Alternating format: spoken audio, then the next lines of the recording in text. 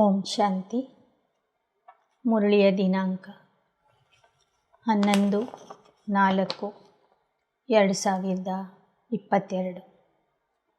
मीठे बच्चे, तुम्हारी बुद्धि में सारा दिन सर्विस के ख्यालात चलने चाहिए। तुम्हें सबका कल्याण करना है, क्योंकि तुम हो अंधों की लाठी। ಮಧುರ ಮಕ್ಕಳೇ, ನಿಮ್ಮ ಬುದ್ಧಿಯಲ್ಲಿ ಇಡೀ ದಿನ ಸೇವೆಯ ವಿಚಾರಗಳು ನಡೀತಿರಬೇಕು. ನೀವು ಸರ್ವರ ಕಲ್ಯಾಣ ಮಾಡಬೇಕು, ಏಕೆಂದರೆ ನೀವು ಕುರುಡರ ಊರುಗೋಲಾಗಿದ್ದೀರಿ. प्रश्न: ऊंच पद पाने के लिए मुख्य कौन सी धारणा चाहिए? ಉನ್ನತ ಪದವಿಗಾಗಿ ಮುಖ್ಯ ಯಾವ ಧಾರಣೆ ಬೇಕು? ಉನ್ನತ ಪದವಿ ಬೇಕೆಂದರೆ ವಿಶೇಷವಾಗಿ ಯಾವ ಧಾರಣೆ ನಮ್ಮಲ್ಲಿ ಇರಬೇಕು? ऊंच पद तब मिलेगा जब अपनी कर्म इंद्रियों पर पूरा कंट्रोल होगा। अगर कर्म इंद्रियां वश नहीं, चलन ठीक नहीं, बहुत अधिक तमन्नाएं हैं, हबच है, तो ऊंच पद से वंचित हो जाएंगे। ऊंच पद पाना है तो माता पिता को पूरा फॉलो करो। ಉನ್ನತ ಪದವಿ ಬೇಕು ಅನ್ನೋದಾದರೆ ತಮ್ಮ ಕರ್ಮ ಇಂದ್ರಿಯಗಳ ಮೇಲೆ ಸಂಪೂರ್ಣ ನಿಯಂತ್ರಣ ಇರಬೇಕು. ನಿಮ್ಮ ಕರ್ಮ ಇಂದ್ರಿಯಗಳು ನಿಮ್ಮ ವಶದಲ್ಲಿ ಇರಲಿಲ್ಲ ಮತ್ತು ನಿಮ್ಮಲ್ಲಿ ಅಧಿಕ ಲೋಭ ಆಶೆಗಳು ಇದ್ದರೆ ನೀವು ಉನ್ನತ ಪದವಿಯಿಂದ ವಂಚಿತ ಆಗ್ತೀರಿ. ऊंच पद पाना है तो माता पिता को पूरा फॉलो करो, कर्म इंद्रिय जीतवन। ಉನ್ನತ ಪದವಿ ಬೇಕು ಅನ್ನೋದಾದರೆ ಮಾತಾ ಪಿತರನ್ನು ಸಂಪೂರ್ಣ ಅನುಕರಣೆ ಮಾಡಿರಿ, ಕರ್ಮೇಂದ್ರಿಯ ಜೀತ ಆಗಿರಿ. ಗೀತ: ನಯನಹೀನ ಕೋ ರಾಹ ದಿಖಾओ ಪ್ರಭು, ನಯನಹೀನರಿಗೆ ದಾರಿ ತೋರಿಸು ಹೇ ಭಗವಂತ. ओम शांति। प्रदर्शनी के लिए यह गीत बहुत अच्छा है। ऐसे नहीं प्रदर्शनी में रिकॉर्ड नहीं बजाए जा सकते। इस पर भी तुम समझा सकते हो, क्योंकि पुकारते तो सब है, परंतु यह नहीं जानते कि जाना कहाँ है और कौन ले जाएगा। ಪ್ರದರ್ಶನಗಳಲ್ಲಿ ಇಂತಿಂಥ ಹಾಡುಗಳನ್ನು ಹಾಕಬಹುದು. ಇದರ ಅರ್ಥ ತಿಳಿಸುವುದರ ಮೂಲಕ ಜನರಿಗೆ ನೀವು ಜ್ಞಾನ ಹೇಳಬಹುದು. ಇವತ್ತು ಎಲ್ಲ ಭಕ್ತರು ಈ ರೀತಿಯಲ್ಲಿ ಹಾಡ್ತಾ ಇದ್ದಾರೆ, ನಯನಹೀನರಿಗೆ ಮಾರ್ಗ ತೋರಿಸುವಂತೆ. ಆದರೆ ಆ ಮಾರ್ಗ ಯಾವುದು? ಯಾರು ಬಂದು ನಮಗೆ ತೋರಿಸ್ತಾರೆ, ಎಲ್ಲಿಗೆ ಕರ್ಕೊಂಡು ಹೋಗ್ತಾರೆ ಅನ್ನೋದು ಯಾರಿಗೂ ಗೊತ್ತಿಲ್ಲ ಅಂತ ಬಾಬಾ ತಿಳಿಸ್ತಾ ಇದ್ದಾರೆ. जैसे कि ड्रामा अथवा भावी वश भक्तों को भक्ति करनी है।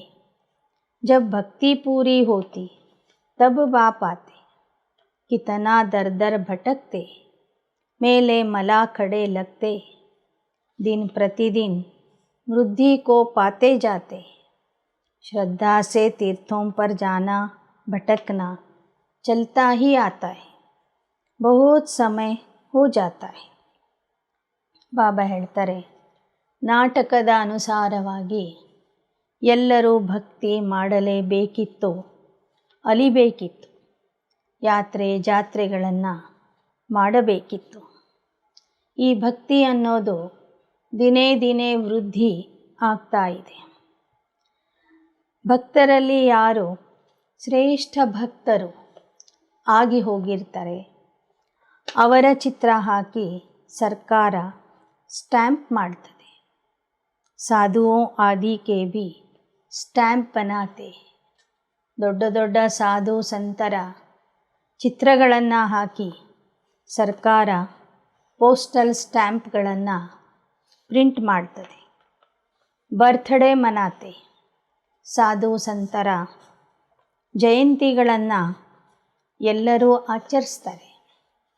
ಹೇಗೆ ನಾನಕ ಜಯಂತಿ, ಮಹಾವೀರ ಜಯಂತಿ, ಹೀಗೆ ಧರ್ಮಸ್ಥಾಪಕರು ಮತ್ತು ಸಾಧು ಸಂತರ ಜಯಂತಿಗಳನ್ನು ಭಾರತದಲ್ಲಿ ಹಬ್ಬದ ರೂಪದಲ್ಲಿ ಆಚರಿಸ್ತಾರೆ. ಲೇಕಿನ್ ಯಹ ಸಬ್ ರಾವಣ ರಾಜ್ಯ ಕಾ ಮಾಯಾ ಕಾ ಭಬ್ಕಾ ಹೈ. ಉನ್ಕಾ ಭಿ ಮೇಲಾ ಮಲಾಖಡಾ ಚಾಹಿಯೆ. ಆದರೆ ಇದೆಲ್ಲವೂ ಸಹ ರಾವಣ ರಾಜ್ಯದ ಮಾಯೆಯ ವೈಭವ ಆಗಿದೆ. ಮಾಯೆಗೂ ಸ್ವಲ್ಪ ಅವಕಾಶ ಬೇಕಲ್ವ. ತನ್ನ ವೈಭವ ತೋರಿಸಲಿಕ್ಕೆ ಮಾಯೆಗೂ ಚಾನ್ಸ್ ಬೇಕು. आधा कल्प तुम रावण राज्य में भटकते रहे, अब बाबा आकर रावण राज्य से छुड़ाए राम राज्य में ले जाते हैं. दुनिया यह नहीं जानती कि आपे ही पूज्य, आपे ही पुजारी, यह महिमा किसकी है. पहले 16 कला संपूर्ण पूज्य रहते हैं, फिर 2 कला कम हो जाती तो उनको सेमी कहेंगे. फुल पूज्य से 2 कला कम होने से सेमी पूज्य कहेंगे. ಜಗತ್ತಿನವರಿಗೆ ಪೂಜ್ಯಸೋ ಪೂಜಾರಿಯ ಅರ್ಥ ಗೊತ್ತಿಲ್ಲ. ಸತ್ಯಯುಗದ ದೇವತೆಗಳು 16 ಕಲಾ ಸಂಪೂರ್ಣ ಪೂಜ್ಯ ಆಗಿರ್ತಾರೆ. ತ್ರೇತಾಯುಗದವರು ಸೆಮಿ ಪೂಜ್ಯ ಆಗ್ತಾರೆ. ಯಾಕೆ ಅಂದರೆ 2 ಕಲೆಗಳು ಕಡಿಮೆ ಆಗ್ತವೆ. तुम जानते हो पुजारी से फिर पूज्य बन रहे हैं, फिर सेमी पूज्य बनेंगे. अब इस कलयुग के अंत्य में हमारा पुजारीपन का पार्ट खत्म होता है. ನಾವೇ ಪೂಜ್ಯರು, ನಾವೇ ಪೂಜಾರಿಗಳು ಆಗ್ತೇವೆ. ಈಗ ನಮ್ಮ ಪೂಜಾರಿ ಪಾತ್ರ ಮುಗಿದಿದೆ. पूज्य बनाने के लिए बाबा को आना पड़ता है. ಕಲಿಯುಗದ ಅಂತ್ಯದಲ್ಲಿ ಪೂಜಾರಿ ಪಾತ್ರ ಮುಗಿತದೆ. ಮತ್ತೆ ನಮ್ಮನ್ನು ಪೂಜ್ಯ ದೇವತೆಗಳನ್ನಾಗಿ ಮಾಡಲು ತಂದೆ ಬರ್ತಾರೆ. अब बाबा विश्व का मालिक बनाते. विश्व तो वही है. वहाँ मनुष्य बहुत थोड़े होते. एक धर्म होता, अनेक धर्म होने से हंगामा होता है. ವಿಶ್ವ ಅಂತೂ ಒಂದೇ ಇದೆ. ಅದೇ ವಿಶ್ವ ಮೊದಲು ಹೊಸದಾಗಿರ್ತದೆ, ನಂತರ ಹಳೇದಾಗ್ತದೆ. ಹೊಸ ವಿಶ್ವದಲ್ಲಿ ಕಡಿಮೆ ಜನ ಇರ್ತಾರೆ, ಧರ್ಮನೂ ಒಂದೇ ಇರ್ತದೆ. ಹಳೇ ವಿಶ್ವದಲ್ಲಿ ಜನಸಂಖ್ಯೆ ಜಾಸ್ತಿ ಆಗ್ತದೆ, ಧರ್ಮಗಳು ಜಾಸ್ತಿ ಆಗ್ತವೆ. ಅನೇಕ ಧರ್ಮಗಳು ಅನೇಕ ಮನುಷ್ಯರು ಆದಾಗ ಪ್ರಪಂಚದಲ್ಲಿ ಹೊಡೆದಾಟ ಶುರುವಾಗ್ತದೆ, ಗಲಾಟೆ ಶುರುವಾಗ್ತದೆ. अब बाबा आया है लायक बनाने. जितना बाबा को याद करेंगे उतना अपना भी कल्याण करेंगे. देखना है कि कल्याण करने का कितना शौक रहता है. जैसे आर्टिस्ट है उनको ख्याल रहता ऐसे ऐसे चित्र बनाए जिससे मनुष्य अच्छी रीति समझ जाए. समझेंगे हम बेहद के बाप की सर्विस करते. भारत को स्वर्ग बनाना है. प्रदर्शनी में देखो कितने ढेर आते. एक प्रदर्शनी के ऐसे चित्र बनाए जो कोई भी समझ जाए कि यह चित्र एक्यूरेट रास्ता बताने वाले हैं. ಬಾಬಾ ಮಕ್ಕಳಿಗೆ ಸ್ವರ್ಗದ ಲಾಯಕರನ್ನಾಗಿ ಮಾಡ್ತಾ ಇದ್ದಾರೆ. ಎಷ್ಟೆಷ್ಟು ತಂದೆನ ನೆನಪು ಮಾಡ್ತೀರಿ ಅಷ್ಟೇ ನೀವು ಲಾಯಕ ಆಗ್ತೀರಿ, ನಿಮ್ಮ ಕಲ್ಯಾಣ ಆಗ್ತದೆ, ಹಾಗೂ ನೀವು ಅನೇಕರ ಕಲ್ಯಾಣನೂ ಮಾಡಬಹುದು.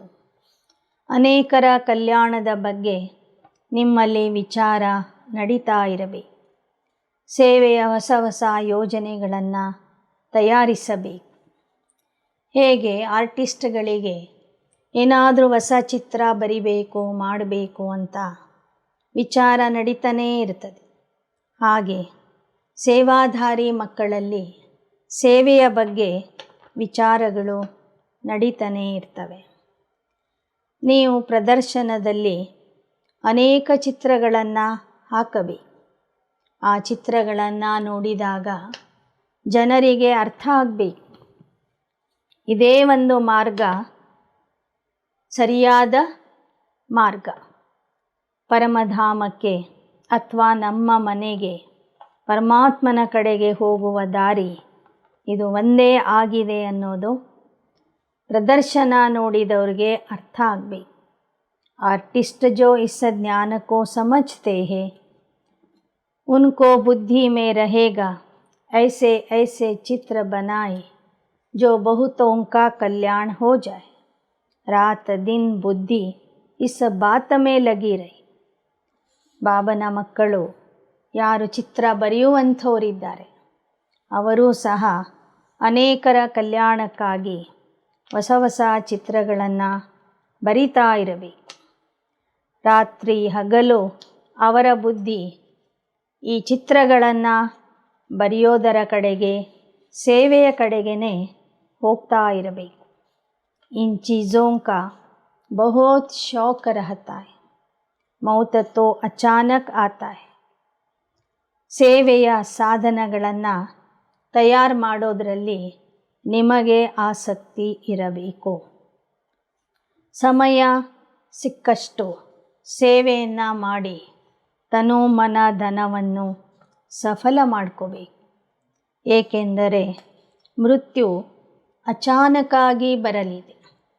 ಅಗರ್ ಜುತ್ತಿ ಆದಿ ಕಿ ಯಾದ್ ಮೇ ರಹೆ ಮೌತ್ ಆ ಗಯಾ ತೋ ಜುತ್ತಿ ಜೈಸಾ ಜನಂ ಮಿಲೆ. ಒಂದು ವೇಳೆ ನಿಮ್ಮ ಚಪ್ಪಲಿಗಳನ್ನು ನೆನಪು ಮಾಡ್ತಾ ನೀವು ದೇಹ ಬಿಟ್ಟರೆ ಮುಂದಿನ ಜನ್ಮ ಚಪ್ಪಲಿಯ ಸಮಾನ ಸಿಗ್ತದೆ. यहाँ तो बाप कहते देह सहित सब को भूलना है. यह भी तुम समझते हो बाप कौन है? कोई से पूछो आत्मा उनके बाप को जानते हो? कहते हैं नहीं. ಯಾರಿಗಾದರೂ ಕೇಳ್ರಿ ಆತ್ಮರ ತಂದೆಯ ಬಗ್ಗೆ ನಿಮಗೇನಾದರೂ ಗೊತ್ತಿದೆಯೇ? ಆಗ ಹೇಳ್ತಾರೆ ಗೊತ್ತಿಲ್ಲ ಅಂತ. ಯಾದ ಕಿತನಾ ಕರ್ತೆ ಹೇ ಮಾಂಗ್ತೆ ರಹತೆ. ಪರಮಾತ್ಮನನ್ನು ಯಥಾರ್ಥವಾಗಿ ತಿಳ್ಕೊಳ್ಳದೇ ಇದ್ರೂ ಸಹ ಅಪರೋಕ್ಷವಾಗಿ ಎಲ್ಲರೂ ಅವನನ್ನು ನೆನಪು ಮಾಡ್ತಾನೆ ಇರ್ತಾರೆ. ಅವನ ಹತ್ತಿರ ಏನಿಲ್ಲ ಏನು ಬೇಡ್ತಾನೆ ಇರ್ತಾರೆ. ದೇವಿಯೋं से भी जाकर मांगते, देवी की पूजा की, कुछ मिल गया तो बस उन पर कुर्बान हो जाते. ದೇವಿಯರ ಹತ್ತಿರ ಹೋಗಿ ಬೇಡ್ತಾ ಇರ್ತಾರೆ. ದೇವಿಯರ ಪೂಜೆ ಮಾಡಿದ ನಂತರ ಏನಾದರೂ ಅವರಿಗೆ ಲಾಭ ಆಯಿತು, ಏನಾದರೂ ಸಿಕ್ಕಿತು ಅಂದರೆ ಇನ್ನೂ ಆ ದೇವಿಯ ಬಗ್ಗೆ ಶ್ರದ್ಧೆ ಜಾಸ್ತಿ ಆಗ್ತದೆ. ಆ ದೇವಿಗೆ ಬಲಿಯಾಗಿ ಬಿಡ್ತಾರೆ. ಫಿರ್ ಪೂಜಾರಿ ಕೋ ಭಿ ಪಕಡ್ ಲೇತೆ ಹೇ, ವಹ ಭಿ ಆಶೀರ್ವಾದ ಆದಿ ಕರ್ತೆ. ನಂತರ ಆ ದೇವಿಯ ಪೂಜಾರಿಗಳನ್ನು ಹಿಡ್ಕೋತಾರೆ ಭಕ್ತರು. ಆ ಪೂಜಾರಿಗಳು ಸಹ ಭಕ್ತರಿಗೆ ಆಶೀರ್ವಾದ ಮಾಡ್ತಾ ಇರ್ತಾರೆ. कितनी अंधश्रद्धा है तो ऐसे ऐसे गीतों पर ಪ್ರದರ್ಶನಿ में भी समझा सकते हो. ಈ ಥರ ಇಂದಿನ ಗೀತೆ ಏನಿತ್ತು ನಯನಹೀನರಿಗೆ ಮಾರ್ಗ ತೋರಿಸುವಂಥ ಅಂಥ ಗೀತೆಗಳನ್ನು ಹಾಕಿ ಪ್ರದರ್ಶನಗಳಲ್ಲಿ ನೀವು ಜನರಿಗೆ ಆಕರ್ಷಣೆ ಮಾಡಬಹುದು. ಆ ಭಕ್ತಿಯ ಹಾಡುಗಳ ಅರ್ಥ ತಿಳಿಸಿ ಜ್ಞಾನ ಹೇಳಬಹುದು. ಪ್ರದರ್ಶನಿ ತೋ गांव गांव में जाएगी, बाप गरीब निवाजे उन्होंको जोर से उठाना है. ಈ ಪ್ರದರ್ಶನ ಅಂತೂ ಹಳ್ಳಿ ಹಳ್ಳಿಗೂ ಹೋಗಲಿದೆ. ಬಾಬಾ ಬಡವರ ಬಂಧು ಆಗಿದ್ದಾರೆ. ಆ ಬಡವರನ್ನು ನಾವು ಎಬ್ಬಿಸಬೇಕು. ಸಾಹುಕಾರ ತೋ ಕೋಟೋ ಮೇ ಕೋಯಿ ನಿಕಲೇಗಾ, ಪ್ರಜಾ ತೋ ಢೇರ್ ಹೈ. ಇಲ್ಲಿ ಹೆಚ್ಚಿನ ಸಂಖ್ಯೆಯಲ್ಲಿ ಬಡವರೇ ಬಂದು ಜ್ಞಾನ ಕೇಳ್ತಾರೆ, ತಿಳ್ಕೊಳ್ತಾರೆ. ಶ್ರೀಮಂತರು ಕೋಟಿಯಲ್ಲಿ ಕೆಲವರು ಮಾತ್ರ ಬರ್ತಾರೆ. ಯಹ ತೋ ಮನುಷ್ಯ ಸೆ ದೇವತಾ बनना है, बाप से वर्षा मिलता है. पहले पहले तो बाप को जानना चाहिए कि वह हमको पढ़ाते हैं. इस समय मनुष्य कितने पत्थर बुद्धि देखते भी है, इतने सेंटर्स पर आते, सबको निश्चय बाप टीचर सद्गुरु है, यह भी समझते नहीं. ಬಾಬಾ ಹೇಳ್ತಾರೆ, ತಂದೆಯನ್ನು ಗುರುತಿಸಿದರೆ ಮಾತ್ರ ಅವನಿಂದ ಆಸ್ತಿ ಸಿಗ್ತದೆ. ಆದ್ದರಿಂದ ಮೊದಲು ಎಲ್ಲರೂ ಆ ತಂದೆಯನ್ನು ತಿಳ್ಕೋಬೇಕು. ಅವನೇ ನಮಗೆ ಓದಿಸ್ತಾ ಇದ್ದಾನೆ. ಇಂದಿನ ಮನುಷ್ಯರು ಎಷ್ಟು ಕಲ್ಲು ಬುದ್ಧಿಯಾಗಿದ್ದಾರೆ. ಎಷ್ಟೇ ನಾವು ಪ್ರಯತ್ನ ಮಾಡಿದ್ರೂ, ಜ್ಞಾನ ಹೇಳಿದ್ರೂ ಅರ್ಥನೇ ಆಗೋದಿಲ್ಲ. ಸೇವಾ ಕೇಂದ್ರಕ್ಕೂ ಅನೇಕರು ಬರ್ತಾರೆ. ಎಲ್ಲರಿಗೂ ಒಂದೇ ಥರದ ನಿಶ್ಚಯ ಇರೋದಿಲ್ಲ. ಪಕ್ಕಾ ಮಕ್ಕಳಿಗೆ ನಿಶ್ಚಯ ಇರ್ತದೆ. ತಂದೆ, ಗುರು, ಶಿಕ್ಷಕ ಒಬ್ಬನೇ ಇದ್ದಾನೆ, ಅವನೇ ನಮಗೆ ಓದಿಸ್ತಾನೆ ಅನ್ನೋದು ಯಾರು ಯಥಾರ್ಥವಾಗಿ ತಿಳ್ಕೊತಾರೋ ಅವರಿಗೆ ನಿಶ್ಚಯ ಆಗಿಬಿಡ್ತದೆ. एक दूसरा गीत भी है, इस पाप की दुनिया से कहीं दूर ले चलो, वह भी अच्छा है. ಇನ್ನೊಂದು ಹಾಡಿದೆ, ಅದರಲ್ಲಿ ಭಕ್ತರು ಹಾಡಿದ್ದಾರೆ, ಹೇ ಭಗವಂತ, ನಮ್ಮನ್ನು ಪಾಪದ ಪ್ರಪಂಚದಿಂದ ದೂರ ಕರ್ಕೊಂಡು ಹೋಗು ಅಂತ. ಅದು ಬಹಳ ಒಳ್ಳೆಯ ಹಾಡಾಗಿದೆ. ಈ ಪಾಪದ ಪ್ರಪಂಚ ಅಂದರೆ ಆಸುರಿ ಸಂಪ್ರದಾಯ, ಪುಣ್ಯದ ಪ್ರಪಂಚ ಅಂದರೆ ದೈವಿ ಸಂಪ್ರದಾಯ. ಪರಮಾತ್ಮ ನಮ್ಮನ್ನು ಇಲ್ಲಿಂದ ಅಲ್ಲಿಗೆ ಕರ್ಕೊಂಡು ಹೋಗ್ತಾನೆ. फिर मनुष्यों की कमेटियाँ आदि यह कार्य कैसे कर सकती है. ಆಸುರಿ ಸಂಪ್ರದಾಯವನ್ನು ದೈವಿ ಸಂಪ್ರದಾಯವನ್ನಾಗಿ ಮಾಡುವುದು ಕೇವಲ ಪರಮಾತ್ಮನ ಕೆಲಸ ಆಗಿದೆ. ಮನುಷ್ಯರು ಎಷ್ಟೇ ಕಮಿಟಿಗಳನ್ನು ಮಾಡಿಕೊಂಡ್ರೂ ಈ ಕೆಲಸ ಮಾಡಲಿಕ್ಕೆ ಆಗೋದಿಲ್ಲ. यहाँ तो सारी बात बुद्धि की है. भगवान कहते तुम पतित, तुमको भविष्य के लिए पावन सो देवता बनाता हूँ. इस समय सभी पतित है. पतित अक्षर ही विकार पर है. सत्युग में वैसलेस वर्ल्ड थी, यह है ವಿಶಿಯಸ್ ವರ್ಲ್ಡ್. ಈ ಸಮಯದಲ್ಲಿ ಎಲ್ಲರೂ ಪತಿತರಾಗಿದ್ದಾರೆ. ಪತಿತ ಅಕ್ಷರನೇ ವಿಕಾರದಿಂದ ಬಂದಿದೆ. ವಿಕಾರಿಗಳಿಗೆ ಪತಿತರು ಅಂತ ಹೇಳಲಾಗ್ತದೆ. ಪಾವನರಿಗೆ ನಿರ್ವಿಕಾರಿಗಳು ಅಂತ ಹೇಳಲಾಗ್ತದೆ. कृष्ण को 16,108 रानियाँ दे दी, यह भी ड्रामा में नूंद है. ಬಾಬಾ ಹೇಳ್ತಾರೆ, ಸತ್ಯಯುಗ ನಿರ್ವಿಕಾರಿ ಜಗತ್ತು, ಕಲಿಯುಗ ವಿಕಾರಿ ಜಗತ್ತು. ನಿರ್ವಿಕಾರಿ ಜಗತ್ತಿನ ರಾಜಕುಮಾರ ಆಗಿರುವಂತಹ ಪರಮ ಪವಿತ್ರ ಆಗಿರುವಂಥ ಕೃಷ್ಣನಿಗೆ 16,108 ರಾಣಿಯರು ಇದ್ದರು ಅಂತ ಬರೆದಿದ್ದಾರೆ. ಅದು ಸಹ ನಾಟಕದಲ್ಲಿ ಅದೇ ಥರ ಇತ್ತು, ಆದ್ದರಿಂದ ಬರೆದಿದ್ದಾರೆ. जो भी शास्त्र बनाए हैं उनमें ग्लानि कर दी, बाबा जो स्वर्ग बनाते उनके लिए भी क्या क्या कहते हैं. ಶಾಸ್ತ್ರಗಳಲ್ಲಿ ಏನೆಲ್ಲ ಗ್ಲಾನಿ ಮಾಡಬೇಕಿತ್ತು, ಪರಮಾತ್ಮನ ಗ್ಲಾನಿ ಆಗಲಿ, ದೇವತೆಗಳ ಮೇಲೆ ಕಳಂಕ ಹಚ್ಚೋದಾಗಲಿ, ದೇವತೆಗಳ ಗ್ಲಾನಿ ಮಾಡೋದಾಗಲಿ ಎಲ್ಲವನ್ನು ನಾಟಕದ ಅನುಸಾರವಾಗಿ ಮಾಡಿದ್ದಾರೆ. ಪರಮಾತ್ಮ ಯಾರು ಸ್ವರ್ಗದ ರಚನೆ ಮಾಡ್ತಾನೆ ಅವನ ಬಗ್ಗೆಯೂ ಸಹ ಏನೆಲ್ಲ ಉಲ್ಟಾ ಪಲ್ಟಾ ಬರೆದಿದ್ದಾರೆ. तुम जानते हो बाबा हमको कितना ऊंच बनाते, कितनी अच्छी शिक्षा देते. सच्चा सच्चा सत्संग यह है, बाकी सब है झूठ संग. ಬಾಬಾ ನಮಗೆ ಎಷ್ಟು ಒಳ್ಳೆಯ ಶಿಕ್ಷಣ ಕೊಡ್ತಾರೆ, ಎಷ್ಟು ಉನ್ನತ ಸ್ಥಿತಿಗೆ ಕರ್ಕೊಂಡು ಹೋಗ್ತಾರೆ. ನಿಜವಾದ ಸತ್ಸಂಗ ಇದಾಗಿದೆ. ಭಕ್ತಿಯ ಸಂಘಗಳು ಉಳಿದ ಸಂಘಗಳೆಲ್ಲ असत्य संघಗಳಾಗಿವೆ. ऐसे को फिर परमात्मा आकर विश्व का मालिक बनाते. बाप समझाते, हे बच्चे तुमको अब अंधों की लाठी बनना है. जो खुद ही सजे नहीं है वह फिर औरों की लाठी क्या बनेंगे. ಪರಮಾತ್ಮ ಬಂದು ನಮ್ಮನ್ನು ವಿಶ್ವದ ಮಾಲೀಕ ಮಾಡ್ತಿದ್ದಾನೆ.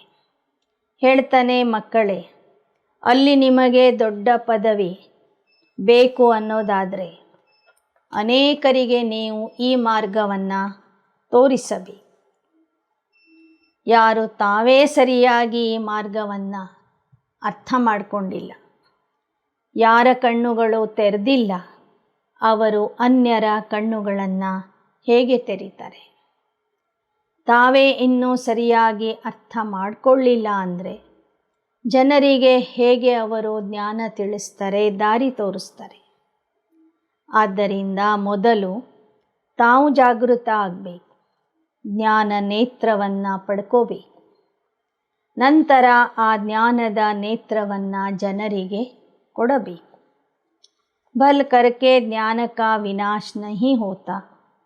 एक बारी माँ बाप कहा तो कुछ न कुछ मिलना चाहिए, परंतु पद तो है ना. ಯಾರು ಬಂದು ಅಲ್ಪ ಸ್ವಲ್ಪ ಜ್ಞಾನ ಕೇಳ್ತಾರೆ ಅದು ಸಹ ವಿನಾಶ ಆಗೋದಿಲ್ಲ.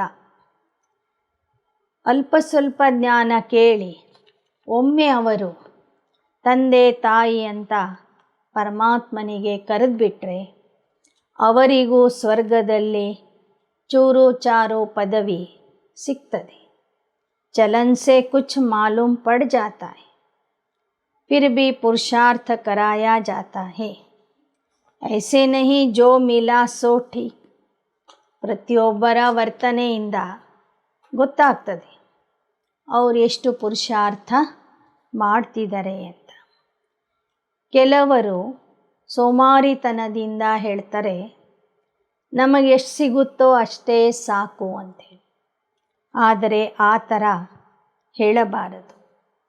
ಪುರುಷಾರ್ಥ ಸೆ ऊंच प्रारब्ध मिलनी, बिगर पुरुषार्थ तो पानी भी न मिले. ಬಾಬಾ ಹೇಳ್ತಾರೆ, ಏನೇ ಒಂದು ಪಡ್ಕೋಬೇಕಾದ್ರೆ ಅದಕ್ಕೆ ಪರಿಶ್ರಮ ಪುರುಷಾರ್ಥ ಅನ್ನೋದು ಬೇಕೇ ಬೇಕು. ಪ್ರಯತ್ನ ಇಲ್ಲದೆ ಪುರುಷಾರ್ಥ ಇಲ್ಲದೆ ಮನುಷ್ಯನಿಗೆ ನೀರೂ ಸಿಗೋದಿಲ್ಲ. इसको कर्म क्षेत्र कहा जाता. यहाँ कर्म बिगर ಮನುಷ್ಯ ರಹ ನ ಸಕೆ. ಇದಕ್ಕೆ ಕರ್ಮ ಕ್ಷೇತ್ರ ಅಂತ ಹೇಳಲಾಗ್ತದೆ. ಕರ್ಮ ಮಾಡದೆ ವಿನಃ ಮನುಷ್ಯ ಇಲ್ಲಿ ಇರೋದಿಲ್ಲ.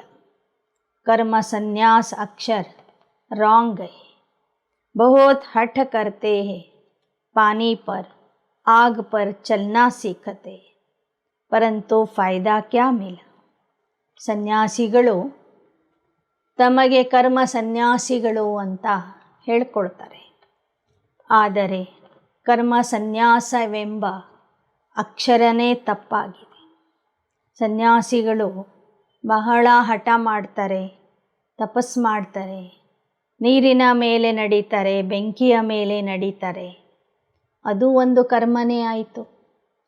ಆ ಥರ ಮಾಡೋದ್ರಿಂದ ಅವರಿಗೆ ಏನೂ ಲಾಭ ಸಿಗೋದಿಲ್ಲ. ಮುಫ್ತ ಆಯು ಗವಾತೆ. ಸುಮ್ಮನೆ ತಮ್ಮ ಆಯುಷ್ಯವನ್ನು, ಸಮಯವನ್ನು ಕಳ್ಕೋತಾರೆ. भक्ति की जाती है रावण के दुख से छूटने के लिए, छूटकर फिर वापस जाना है। इसलिए सब याद करते हैं हम मुक्ति धाम में जाए अथवा सुख धाम में जाए. ವಾಸ್ತವಿಕವಾಗಿ ಭಕ್ತರು ರಾವಣನ ಬಂಧನದಿಂದ ಮುಕ್ತಿಗಾಗಿ ಭಕ್ತಿ ಮಾಡ್ತಾರೆ. ರಾವಣನ ಬಂಧನದಿಂದ ಪಾರಾಗಿ ಮುಕ್ತಿಧಾಮಕ್ಕೆ ಹೋಗಬೇಕು ಅಥವಾ ಸುಖಧಾಮಕ್ಕೆ ಹೋಗಬೇಕು ಎಂಬ ಉದ್ದೇಶದಿಂದ ಭಕ್ತಿ ಮಾಡ್ತಾರೆ. अब दोनों ही पास्ट हो गए. भारत सुखधाम था, अब नर्क है. ನರ್ಕವಾಸಿ ಕಹೆಂಗೆ ನಾ. ಬಾಬಾ ಹೇಳ್ತಾರೆ, ಮುಕ್ತಿಧಾಮದಲ್ಲಿ ಇರುವ ಪಾತ್ರನೂ ಮುಗ್ದಿದೆ ನಮ್ಮದು. ಜೀವನ ಮುಕ್ತಿಧಾಮದ ಪಾತ್ರನೂ ಮುಗಿಸಿ ಈಗ ದುಃಖಧಾಮದಲ್ಲಿ ನರ್ಕದಲ್ಲಿ ಇದ್ದೇವೆ. ಅದಕ್ಕಾಗಿ ಜನ ಪುನಃ ಮುಕ್ತಿಧಾಮಕ್ಕೆ ಹೋಗುವುದಕ್ಕಾಗಿ, ಜೀವನ ಮುಕ್ತಿಧಾಮಕ್ಕೆ ಹೋಗುವುದಕ್ಕಾಗಿ ಭಕ್ತಿ ಮಾಡ್ತಾ ಇದ್ದಾರೆ. ತುಮ್ ಕಹತೆ ಹೋ ಫಲಾನಾ ಸ್ವರ್ಗವಾಸಿ ಹುआ, अच्छा तुम तो नर्क में हो ना. हेवन के अगेंस्ट हेल है, बाकी वह तो ಶಾಂತಿ ಧಾಮ है. ಇಲ್ಲಿಯ ಜನ ಯಾರಾದರೂ ದೇಹ ಬಿಟ್ಟಾಗ ಸ್ವರ್ಗವಾಸಿ ಆದರು ಅಂತ ಹೇಳ್ತಾರೆ. ಹೋದವರು ಸ್ವರ್ಗಕ್ಕೆ ಹೋಗಿದ್ದಾರೆ ಅಂದ ಮೇಲೆ ಇರುವಂಥವರು ನರ್ಕದಲ್ಲಿ ಇದ್ದಾರೆ ಅಂತ ಅರ್ಥ ಆಗ್ತದೆ. ಬಾಕಿ ಶಾಂತಿಧಾಮದ ಬಗ್ಗೆ ಯಾರಿಗೂ ಗೊತ್ತಿಲ್ಲ. अपने को आपे ही सिद्ध करते हम हेल में है, बड़ी युक्ति से सिद्ध कर बताना है. ಹೋದವರು ಸ್ವರ್ಗಕ್ಕೆ ಹೋಗಿದ್ದಾರೆ ಅಂತ ಹೇಳುವುದರಿಂದ ಸಿದ್ಧ ಆಗ್ತದೆ ಇದ್ದವರು ನರ್ಕದಲ್ಲಿ ಇದ್ದಾರೆ. ಇದನ್ನೇ ಹೇಳ್ತಾ ಯುಕ್ತಿಯಿಂದ ನೀವು ಜ್ಞಾನ ತಿಳಿಸಿರಿ, ಯುಕ್ತಿಯಿಂದ ಸಿದ್ಧ ಮಾಡಿರಿ ಇದು ನರ್ಕ ಆಗಿದೆ ಅಂತ. प्रदर्शनी तो बहुत काम कर दिखाएगी. इस समय मनुष्य कितने पाप करते, स्वर्ग में ऐसी बातें होती नहीं. ಪ್ರದರ್ಶನದಿಂದ ಭಾಳಷ್ಟು ಕೆಲಸ ಆಗ್ತದೆ. ಈ ಸಮಯದಲ್ಲಿ ಮನುಷ್ಯರು ಎಷ್ಟೊಂದು ಪಾಪ ಮಾಡ್ತಾ ಇದ್ದಾರೆ. ಸ್ವರ್ಗದಲ್ಲಿ ಯಾರೊಬ್ಬರೂ ಪಾಪ ಮಾಡೋದಿಲ್ಲ. दुनिया में यह किसको भी पता नहीं, तुम्हारे में भी कोई समझते हैं इस खेल से कोई छूट नहीं सकते. ಪ್ರಪಂಚದಲ್ಲಿ ಯಾರಿಗೂ ಈ ವಿಚಾರ ಗೊತ್ತಿಲ್ಲ. ಸೃಷ್ಟಿ ನಾಟಕದ ಆಟದಿಂದ ಒಬ್ಬರಿಗೂ ಸಂಪೂರ್ಣ ಮುಕ್ತಿ ಇಲ್ಲ ಅನ್ನೋದು. ಮೋಕ್ಷ भी मनुष्य तब चाहते जब दुखी होते. ಸಂಪೂರ್ಣ ಮೋಕ್ಷ ಅನ್ನೋದು ಒಬ್ಬರಿಗೂ ಸಿಗೋದಿಲ್ಲ. ಆದರೂ ಜನ ಮೋಕ್ಷವನ್ನು ಬಯಸ್ತಾರೆ. ಯಾಕೆ ಅಂದರೆ ಅತ್ಯಂತ ದುಃಖಿಯಾಗಿದ್ದಾರೆ. बाप कहते अच्छी रीति पुरुषार्थ करो, माँ बाप को फॉलो कर अच्छा पद पालो. ಬಾಬಾ ಹೇಳ್ತಾರೆ, ಮುಕ್ತಿಯಂತೂ ಎಲ್ಲರಿಗೂ ಕೊಡ್ತೀನಿ. ಆ ಮುಕ್ತಿ ಮತ್ತು ಜೀವನ ಮುಕ್ತಿಗೆ ಹೋಗುವುದಕ್ಕಾಗಿ ನಿಮ್ಮ ಚಲನೆಯನ್ನು ನೀವೇ ಸುಧಾರಿಸಿಕೊಳ್ಳಿರಿ. बाप तो राह बताते, फिर उस पर क्यों नहीं चलते हो. ಜಾಸ್ತಿ ತಮನ್ನಾಯೇ नहीं रखनी चाहिए. ಬಾಬಾ ನಿಮಗೆ ಸರಿಯಾದ ದಾರಿಯನ್ನು ತೋರಿಸ್ತಾ ಇದ್ದಾರೆ. ಆ ದಾರಿಯಲ್ಲಿ ನೀವು ಯಾಕೆ ನಡೆಯೋದಿಲ್ಲ? ಹೆಚ್ಚಿನ ಲೋಭ ಆಶೆಗಳನ್ನು ಯಾಕೆ ಇಟ್ಕೋತೀರಿ? यज्ञ से जो मिले सो खाना है। हबच है, कर्म इंद्रिया वश में नहीं है, तो भी पद ऊंचा नहीं पा सकते। ತಂದೆಯ ಮಕ್ಕಳಲ್ಲಿ ಹೆಚ್ಚಿನ ಆಶೆಗಳು, ಲೋಭ ಇರಬಾರದು. ಯಜ್ಞದಿಂದ ಏನು ಸಿಗುತ್ತದೆ ಅದನ್ನೇ ನಾವು ಖುಷಿಯಿಂದ ಊಟ ಮಾಡಬೇಕು. ಹೆಚ್ಚಿನ ಲೋಭ ಇತ್ತು, ಕರ್ಮ ಇಂದ್ರಿಯಗಳು ಅಧೀನದಲ್ಲಿ ಇರಲಿಲ್ಲ ಅಂದರೆ ನಿಮಗೆ ಉನ್ನತ ಪದವಿ ಸಿಗೋದಿಲ್ಲ. ऐसे ऐसे गीत प्रदर्शनी में बजाए उस पर तुम समझा सकते. ಮತ್ತೆ ಬಾಬಾ ಈ ದಿನ ವಿಶೇಷವಾಗಿ ಒಳ್ಳೊಳ್ಳೆ ಹಾಡುಗಳ ಬಗ್ಗೆ ಹೇಳ್ತಾ ಇದ್ದಾರೆ. ನಯನಹೀನರಿಗೆ ದಾರಿ ತೋರಿಸು ಎನ್ನುವಂತಹ ಒಂದು ಗೀತೆ, ಈ ಪಾಪದ ಪ್ರಪಂಚದಿಂದ ನಮ್ಮನ್ನು ದೂರಕ್ಕೆ ಕರ್ಕೊಂಡು ಹೋಗು ಎನ್ನುವಂಥ ಮತ್ತೊಂದು ಗೀತೆ. ಈ ರೀತಿಯಲ್ಲಿ ಭಕ್ತಿಯ ಒಳ್ಳೊಳ್ಳೆ ಹಾಡುಗಳನ್ನು ಸಿಲೆಕ್ಟ್ ಮಾಡಿ ಅದನ್ನು ಹಾಕುವುದರ ಮೂಲಕ ಜನರಿಗೆ ಆಕರ್ಷಣೆ ಮಾಡಿರಿ. ಪ್ರದರ್ಶನದಲ್ಲಿ ಅಂಥ ಗೀತೆಗಳನ್ನು ಹಾಕಿರಿ. ಆ ಗೀತೆಗಳ ಅರ್ಥ ತಿಳಿಸುತ್ತಾ ಈ ಈಶ್ವರಿಯ ಜ್ಞಾನ ಅವರಿಗೆ ಕೊಡ್ತಾ ಹೋಗ್ರಿ. ತುಮ್ ಹೋ ಶಿವ್ ಬಾಬಾ ಕೆ ಪರಿವಾರ, शिव बाबा के ऊपर तो कोई है नहीं और सबके ऊपर तो कोई न कोई निकलेंगे. 84 जन्म में दादा बाबा भी 84 मिलते. शिव बाबा है रचयिता, अब नई रचना रच रहे हैं, अर्थात पुरानी को नया बनाते हैं. ನೀವು ಶಿವನ ಪರಿವಾರದವರಾಗಿದ್ದೀರಿ. ಶಿವ ತಂದೆಯ ಮೇಲೆ ಆ ಶಿವನಿಗೆ ತಂದೆ ಇಲ್ಲ, ತಾಯಿ ಇಲ್ಲ, ಗುರು ಇಲ್ಲ, ಶಿಕ್ಷಕ ಇಲ್ಲ, ಅಜ್ಜ ಇಲ್ಲ, ಅಜ್ಜಿ ಇಲ್ಲ. ಅವನೇ ಶಿಖರದಲ್ಲಿ ಇರ್ತಕ್ಕಂತಹ ತಾನೇ ತಾನಾದಂತಹ ಶಕ್ತಿ ಆಗಿದ್ದಾನೆ. ಆದ್ದರಿಂದ ಭಕ್ತಿಯಲ್ಲಿ ಅವನಿಗೆ ಶಂಭು ಅಂತ ಕರೀತಾರೆ. ಶಂಭು ಅಂದರೆ ಸ್ವಯಂಭೂ, ತಾನೇ ತಾನಾದವನು. ಅವನು ಇಡೀ ಜಗತ್ತಿಗೆ ತಂದೆ, ತಾಯಿ, ಗುರು, ಸ್ವಾಮಿ, ಶಿಕ್ಷಕ ಆಗಬಲ್ಲ. ಆದರೆ ಅವನಿಗೆ ತಂದೆ, ತಾಯಿ, ಗುರು, ಶಿಕ್ಷಕ ಯಾರೂ ಇಲ್ಲ. ನಾವು ಮನುಷ್ಯ ಆತ್ಮರಿಗೆ ಪಾಲನೆ ಕೊಡುವಂತಹ, ಜನ್ಮ ಕೊಡುವಂತಹ ದೊಡ್ಡವರು, ನಮಗಿಂತ ಮೇಲೆ ಇದ್ದವರು, ಹಿರಿಯರು ಬಹಳ ಜನ ಇದ್ದಾರೆ. 84 ಜನ್ಮಗಳಲ್ಲಿ 84 ಅಜ್ಜಗಳು ನಮಗೆ ಸಿಕ್ಕಿರ್ತಾರೆ, 84 ತಂದೆಗಳು ಸಿಕ್ಕಿರ್ತಾರೆ. ಆದರೆ ಪರಮಾತ್ಮ ಶಿವನಿಗೆ ಒಬ್ಬರೂ ತಂದೆ ಇಲ್ಲ. ಅವನೇ ಬಂದು ಈ ಹಳೆ ಜಗತ್ತನ್ನು ಹೊಸ ಜಗತ್ತನ್ನಾಗಿ ಪರಿವರ್ತನೆ ಮಾಡ್ತಾನೆ. ಹಮ್ ಸಾವರೆ ಸೆ ಗೋರೆ ಬಂತೆ, ಸ್ವರ್ಗ ಮೇ ಶ್ರೀಕೃಷ್ಣ ಹೇ ನಂಬರ್ 1. ನಮ್ಮನ್ನು ಶ್ಯಾಮವರ್ಣದಿಂದ ಸುಂದರರನ್ನಾಗಿ ಮಾಡ್ತಾನೆ. ಸುಂದರ ಆದವರಲ್ಲಿ ನಂಬರ್ 1 ಶ್ರೀಕೃಷ್ಣ ಇದ್ದಾನೆ. फिर लास्ट में उनका जन्म है, फिर यही पहला नंबर बनता है. पूरे 84 जन्म श्री कृष्ण ने लिए. सूर्यवंशी दैवी संप्रदाय ने पूरे 84 जन्म लिए. बाप कहते जो श्री कृष्ण पहला नंबर था, उनकी ही अंतिम जन्म में प्रवेश कर फिर उनको श्री कृष्ण बनाता. ಮೊದಲನೇ ಸ್ಥಾನದಲ್ಲಿ ಇದ್ದವರೇ ಕೊನೆಯ ಸ್ಥಾನಕ್ಕೆ ಬರ್ತಾರೆ. ಮೊದಲನೇ ಜನ್ಮದಲ್ಲಿ ಶ್ರೀಕೃಷ್ಣ ಆದವರು ಕೊನೆಯ ಜನ್ಮದಲ್ಲಿ ಬ್ರಹ್ಮ ಬಾಬಾ ಆಗ್ತಾರೆ. ಅವರ ದೇಹದಲ್ಲಿನೇ ಶಿವ ಬಾಬಾ ಪ್ರವೇಶ ಮಾಡಿ ಮತ್ತೆ ಅವರನ್ನು ನಂಬರ್ 1 ಶ್ರೀಕೃಷ್ಣನನ್ನಾಗಿ ಮಾಡ್ತಾರೆ.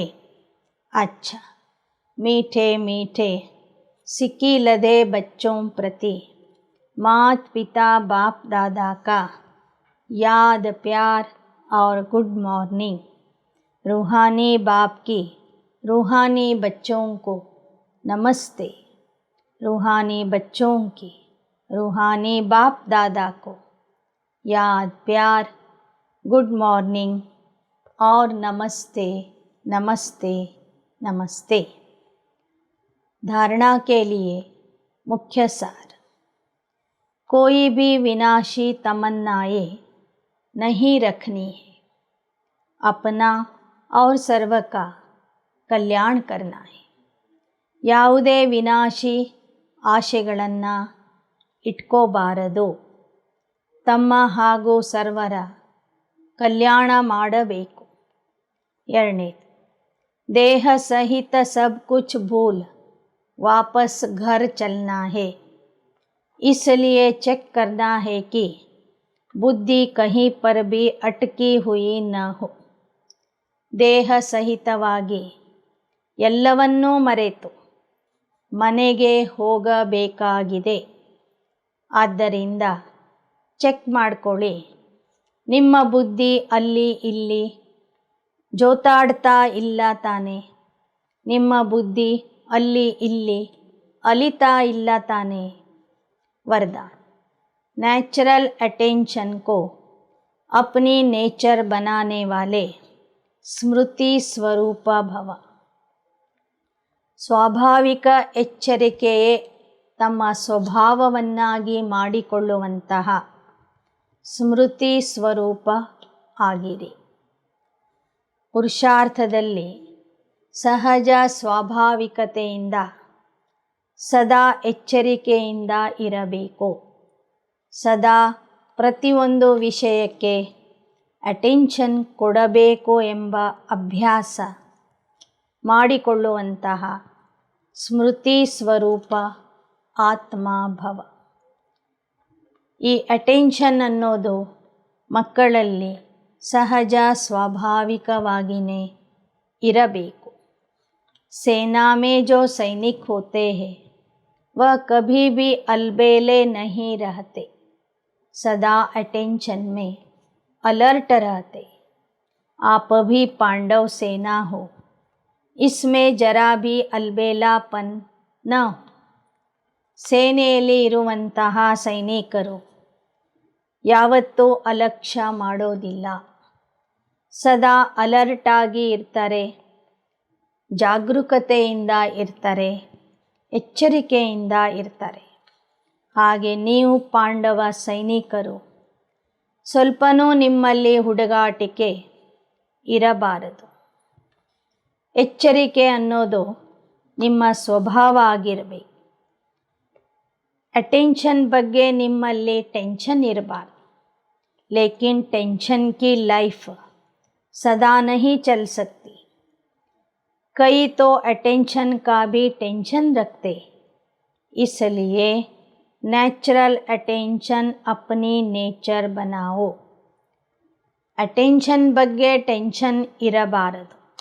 ಆದ್ದರಿಂದ ಅಟೆನ್ಷನ್ ಅಂದರೆ ಸದಾ ಎಚ್ಚರಿಕೆಯಿಂದ ಇರುವುದು, ಜಾಗರೂಕತೆಯಿಂದ ಇರುವುದನ್ನೇ ನಿಮ್ಮ ಸ್ವಭಾವವನ್ನಾಗಿ ಮಾಡಿಕೊಳ್ಳಿರಿ. अटेंशन रखने से स्वतः स्मृति स्वरूप बन जाएंगे. विस्मृति की आदत छूट जाएगी. ಎಚ್ಚರಿಕೆಯಿಂದ ನಿರಂತರವಾಗಿ ನೀವು ಇದ್ದಿದ್ದೇ ಆದರೆ ನೀವು ಸ್ಮೃತಿ ಸ್ವರೂಪ ಆಗಿ ಇರ್ತೀರಿ. ವಿಸ್ಮೃತಿಯ ಅಭ್ಯಾಸ ಹೋಗಿಬಿಡ್ತದೆ. ಸ್ಲೋಗನ್, स्वयं के स्वयं टीचर बनो तो सर्व कमजोरियाँ स्वतः समाप्त हो जाएगी. ನೀವೇ ನಿಮಗೆ ಶಿಕ್ಷಕ ಆಗಿರಿ. ಆಗ ನಿಮ್ಮ ಎಲ್ಲ ದುರ್ಬಲತೆಗಳು ಸ್ವತಃ ಸಮಾಪ್ತಿ ಆಗುವುದು. ಮಾತೇಶ್ವರಿ जी के अनमोल महावाक्य. याद का तैलुक है ज्ञान से.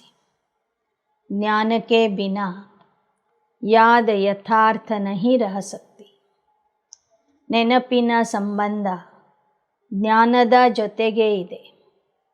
ಜ್ಞಾನದ ಆಧಾರ ಇಲ್ಲದೆ ಯೋಗ ಸರಿಯಾಗಿ ನಡೆಯೋದಿಲ್ಲ. मनुष्य की जीवन सुखी बनाने के लिए कौन सी पॉइंट्स बुद्धि में रखनी है। मुख्य बात समझनी है कि जिस परमात्मा की हम संतान हैं, उस बाप की याद में हर श्वासोश्वास उपस्थित रहे। श्वासोश्वास का मतलब है लगातार बुद्धियों लगा रहे। अटूट अजपा जप को याद कहा जाता है। यह मुख से जपने वाली याद नहीं, न कोई मूर्ति को सामने रख ध्यान करना है। ನಮ್ಮ ಜೀವನ ಸುಖಿ ಜೀವನ ಆಗಬೇಕಾದ್ರೆ ಸುಖ ಸಾಗರ ತಂದೆಯ ನೆನಪನ್ನು ಶ್ವಾಸದಲ್ಲಿ ಮಾಡಬೇಕು. ನೆನಪು ಮಾಡುವುದು ಅಂದರೆ ಜಪ ಮಾಡೋದೂ ಅಲ್ಲ, ಚಿತ್ರ ಇಟ್ಕೊಂಡು ಮೂರ್ತಿ ಇಟ್ಕೊಂಡು ನೋಡೋದೂ ಅಲ್ಲ. बुद्धि योग द्वारा याद रखनी है। यह याद निरंतर तब रहेगी जब परमात्मा का पूरा परिचय हो. ಬುದ್ಧಿ ಯೋಗದ ಮೂಲಕ ಆ ತಂದೆಯನ್ನು ನೆನಪು ಮಾಡಬೇಕು. ನೆನಪು ಯಾವಾಗ ಸಹಜ ಆಗ್ತದೆ ಅಂದರೆ ಅವನ ಸಂಪೂರ್ಣ ಪರಿಚಯ ಅರ್ಥ ಮಾಡಿಕೊಂಡಾಗ ನೆನಪು ಮಾಡುವುದು सहज ಆಗ್ತದೆ. परमात्मा ने गीता में साफ कहा, न मैं ध्यान से न मैं जप से मिलता हूँ, न मेरी सूरत को सामने रख उनका ध्यान करना है, परंतु ज्ञान योग द्वारा परमात्मा को पाना है. ಭಗವದ್ಗೀತೆಯಲ್ಲಿ ಭಗವಂತ ಈ ಮಾತನ್ನು ಹೇಳಿದ್ದಾನೆ. ಧ್ಯಾನ ಮಾಡೋದ್ರಿಂದ ನಾನು ಸಿಗೋದಿಲ್ಲ, ಜಪ ತಪ ಮಾಡೋದ್ರಿಂದ ನಾನು ಸಿಗೋದಿಲ್ಲ, ನನ್ನ ಮೂರ್ತಿಯನ್ನು ನೋಡೋದ್ರಿಂದ ನಾನು ಸಿಗೋದಿಲ್ಲ, ಆದರೆ ಜ್ಞಾನ ಯೋಗದ ಮೂಲಕನೇ ನನ್ನ ಪ್ರಾಪ್ತಿಯಾಗ್ತದೆ. इसलिए मैं कौन हूँ इसको जानकर ज्ञान के आधार पर योग करना. ज्ञान के लिए फिर पहले संग चाहिए. अब यह सब ज्ञान की पॉइंट्स बुद्धि में रखनी, तभी योग ठीक लग सकेगा.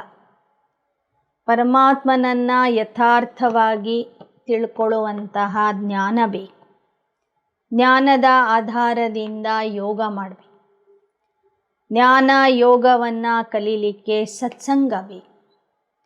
ಪ್ರತಿದಿನ ಈಶ್ವರಿಯ ಸಂಘದಲ್ಲಿ ಬಂದು ಜ್ಞಾನ ಕೇಳ್ತಾ ಇದ್ದರೆ ಯೋಗನೂ ಸರಿಯಾಗಿ ಜೋಡಣೆ ಆಗ್ತದೆ. सृष्टि की आदि कैसे हुई? पूछते हैं परमात्मा ने सृष्टि कैसे रची? आदि में कौन सा मनुष्य रचा? अब उसका नाम रूप समझना चाहते हैं. ಜನ ಕೇಳ್ತಾರೆ, ಪರಮಾತ್ಮ ಈ ಸೃಷ್ಟಿಯನ್ನು ಹೇಗೆ ರಚಿಸ್ತಾನೆ? ಅವನು ರಚನೆ ಮಾಡಿದ ಮೊದಲನೇ ಮನುಷ್ಯ ಯಾರು ಅಂತ. ಅವರಿಗೆ ಹೇಳಬೇಕು, परमात्मा ने सृष्टि की आदि ब्रह्मा तन से पहला आदमी ब्रह्मा रचा. तो जिस परमात्मा ने सृष्टि की आदि की, तो अवश्य परमात्मा ने भी इस सृष्टि में अपना पार्ट बजाया. अब परमात्मा कैसे पार्ट बजाते? कैसे ब्रह्मा को रचा? पहले ब्रह्मा की आत्मा पवित्र हुई, वही जाकर श्री कृष्ण बने. उसी तन द्वारा देवताओं के सृष्टि की स्थापना हुई. ಪರಮಾತ್ಮ ಬಂದು ಮೊದಲು ಬ್ರಹ್ಮನನ್ನು ರಚನೆ ಮಾಡ್ತಾನೆ. ಅವರ ಮೂಲಕ ದೇವತಾ ಧರ್ಮದ ಸ್ಥಾಪನೆ ಮಾಡ್ತಾನೆ. ಅಂದ ಮೇಲೆ ಸೃಷ್ಟಿಯ ಆದಿಯಲ್ಲಿ ಪರಮಾತ್ಮ ಸ್ವತಃ ಬಂದು ಅದ್ಭುತವಾದಂತಹ ಪಾತ್ರ ಮಾಡ್ತಾನೆ. दैवी सृष्टि की रचना ब्रह्मा द्वारा कराई, तो देवताओं का पिता ठहरा ब्रह्मा. ब्रह्मा सो श्री कृष्ण बनता है. ದೇವತೆಗಳನ್ನು ಬ್ರಹ್ಮಾರವರ ಮೂಲಕ ರಚಿಸ್ತಾರೆ ಶಿವಬಾಬಾ. ಬ್ರಹ್ಮಾರವರ ಮೂಲಕ ಜ್ಞಾನ ಹೇಳಿ ದೇವತಾ ಧರ್ಮದ ಸ್ಥಾಪನೆ ಮಾಡ್ತಾನೆ ಅಂದರೆ ದೇವತೆಗಳಿಗೂ ತಂದೆ ಬ್ರಹ್ಮ ಬಾಬಾ ಆಗ್ತಾರೆ.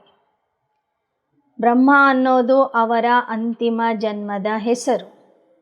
ಅವರೇ ಭವಿಷ್ಯದಲ್ಲಿ ಶ್ರೀಕೃಷ್ಣ ಅಥವಾ ನಾರಾಯಣ ಆಗ್ತಾರೆ. वही आत्मा सुख का पार्ट पूरा कर दुख के पार्ट में आती तो रजो तमो अवस्था पार कर फिर शूद्र से ब्राह्मण बनती. हम भी ब्रह्मा वंशी सो शिव वंशी सच्चे ब्राह्मण हैं. ब्रह्मा के द्वारा अविनाशी ज्ञान लेकर पवित्र बनते. ओम शब्द का यथार्थ अर्थ क्या है? ಜನ ಕೇಳ್ತಾರೆ, ಓಂ ಶಬ್ದದ ಅಥವಾ ಮಂತ್ರದ ಯಥಾರ್ಥ ಅರ್ಥ ಏನು? ओम शब्द कहते तो पहले अर्थ को पूर्ण रीति समझना है. अगर कोई से पूछा जाए ओम का अर्थ क्या है, वो लोग ओम का अर्थ बहुत लंबा चौड़ा सुनाते हैं. ओमकार बड़े आवाज़ से सुनाते. ओम पर फिर लंबा चौड़ा शास्त्र बना देते. अपने को तो स्वयं परमात्मा ओम का अर्थ बहुत ही सरल और सहज समझाते. ಲೌಕಿಕದಲ್ಲಿ ಓಂ ಶಬ್ದಕ್ಕೆ ಅನೇಕರು ಅನೇಕ ರೀತಿಯಿಂದ ಅರ್ಥ ಹೇಳ್ತಾರೆ. ಓಂಕಾರ ಧ್ವನಿಯ ಉಚ್ಚಾರಣೆ ಮಾಡ್ತಾರೆ. ಆದರೆ ಇಲ್ಲಿ ಪರಮಾತ್ಮ ನಮಗೆ ಓಂ ಎಂಬ ಶಬ್ದದ ಸರಳವಾದ ಅರ್ಥ ತಿಳಿಸಿದ್ದಾರೆ. ಓಂ ಅರ್ಥಾತ್ ಮೈ ಆತ್ಮ ಮೇರಾ ಅಸ್ಲಿ ಧರ್ಮ ಶಾಂತ ಸ್ವರೂಪ है. इस ओम के अर्थ में उपस्थित रहना तो ओम का अर्थ मैं आत्मा परमात्मा की संतान और मेरा असली धर्म शांत स्वरूप है. यह ओम शांति है.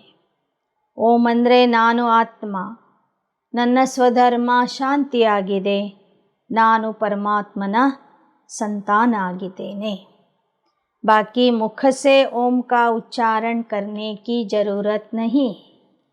यह बुद्धि में निश्चय रख कर चलना है. ಇಲ್ಲಿ ಮುಖದಿಂದ ನಾವು ಓಂ ಧ್ವನಿಯ ಉಚ್ಚಾರಣೆ ಮಾಡುವ ಅಗತ್ಯ ಇಲ್ಲ. ಆದರೆ ಬುದ್ಧಿಯಲ್ಲಿ ನಿಶ್ಚಯ ಇರಬೇಕು. ओम का स्वरूप में स्थित रहना. बाकी वह लोग भल ओम का अर्थ सुनाते मगर उस स्वरूप में स्थित नहीं रहते. हम तो ओम का स्वरूप जानते तभी उस ओम स्वरूप में स्थित होते. हम यह भी जानते हैं कि परमात्मा बीज रूप है और बीज रूप परमात्मा ने इस सारे झाड़ को कैसे रचा है उसकी सारी नॉलेज हमें अभी मिल रही. ನಮಗೆ ಓಂ ಶಬ್ದದ ಅರ್ಥನೂ ತಿಳಿದಿದೆ, ಪರಮಾತ್ಮನ ಪರಿಚಯನೂ ಸಿಕ್ಕಿದೆ. ಅವನು ಹೇಗೆ ಬೀಜರೂಪ ಇದ್ದಾನೆ, ಇಡೀ ವೃಕ್ಷದ ಜ್ಞಾನ ಹೇಗೆ ಕೊಡ್ತಾನೆ, ಇಡೀ ಹೊಸ ವೃಕ್ಷದ ರಚನೆ ಮಾಡ್ತಾನೆ, ಈ ಎಲ್ಲ ರೀತಿಯ ಜ್ಞಾನ ನಮಗೀಗ ಸಿಕ್ಕಿದೆ. अच्छा ओम शांति, ओम शांति, ओम शांति.